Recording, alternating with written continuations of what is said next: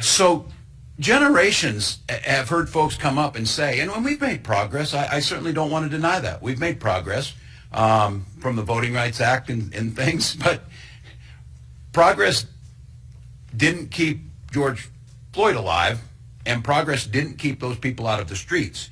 They're not looking for just progress. They're looking for transformational change. So what I would say to Minnesotans, we got a unique opportunity. This is on us. The center of gravity for this is down on 38th in Chicago. The center of gravity lies in this state. This is going to be upon us. Again, what that legacy looks like.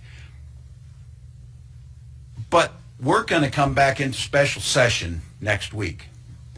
And for those of you who have fought this issue, pick your issue. Pick your issue that led to this. We have major post-secondary educational institutions that graduated 0 teachers of color. Tens of thousands of students. We can't find a teacher that looks like the kids they're teaching. You don't need another one that looks like me. You need somebody who's in there. All the research shows that. If we're going to close the achievement gap in Minnesota, we're not going to blame it on the kids. We're going to blame it on us not putting emphasis on putting teachers in front of them. We still have issues we dealt with. We have home titles that have covenants. Now, people say it wouldn't be held up in law, but it's on paper. You can't sell to a colored family. We have social determinants of health. You are born in this state, 2 babies sitting next to each other in the hospital. We can predict which one's going to live longer by the color of their skin. Not by genetics, not by the background. And we have financial institutions that still make it difficult for African American families to have home ownership. The number one thing for middle class people that develops wealth. And when would say this to you out there, this is not an issue. I always used to hear people say about this. We got an achievement gap in communities of color, in black communities in our schools. No, we don't. We have an opportunity gap and an achievement gap in the entire system. If somebody's left behind, it is going to have repercussions. And we saw last week what the repercussions were. So this fierce sense of now and the fierce sense of urgency, for some of you out there who have fought this, for those that are out in the streets, again, like I said, pick your issue. If the issue is there's not enough teachers of color, we got an opportunity next week to author a piece of legislation, pass it, and I'll sign it. It'll be done by next Friday. You worried about bail reform?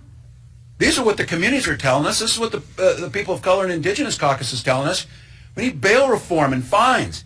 We pull people over, we fine them, they can't pay the fine, we take their car, they lose their job, they can't pay for rent, and they're homeless. What was the purpose of the fine? What was the purpose of where we were going? It's taken us so long, we finally have treatment courts that recognize that but by the grace of God goes each one of us. So give people the opportunity.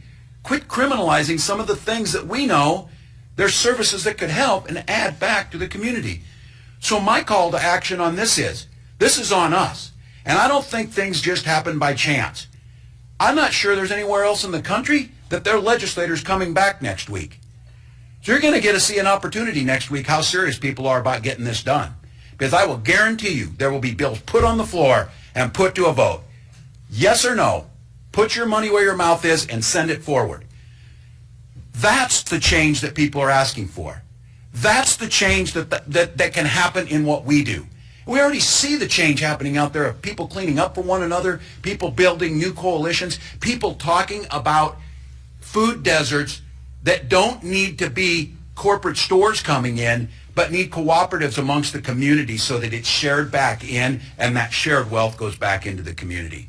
Those are the fights that are going to be coming. So I would just ask all of you,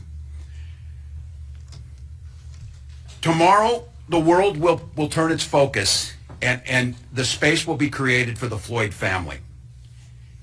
But it's also going to be very clear, if the belief is that this will finally just kind of calm down and everything will go back, I certainly don't believe it. If you're out there listening to people, I don't believe it. And I certainly don't think the young people that are our futures believe it.